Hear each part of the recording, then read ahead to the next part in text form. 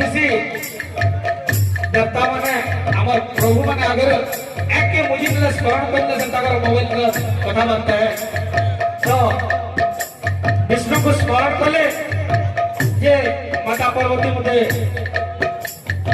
हरे नौजन तो विष्णु को सहायता रे पार्वती के कहते बोले प्रभु हरे नौजन माता कोप करी समग्र विश्व के पूरा अनाहार कर देश खाइबार ले किसी ना मिले तो सेतेबेले समग्र विश्व हाहाकार रही आसी से समय भगवान शिव माता पार्वती के स्मरण कर जे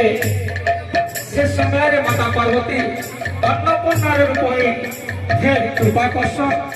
से पृथ्वी पृष्ठ पूरी शस्य सबल हो समस्त खुशी रह तो आज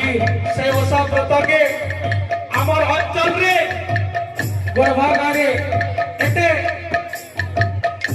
आनंद उल्लास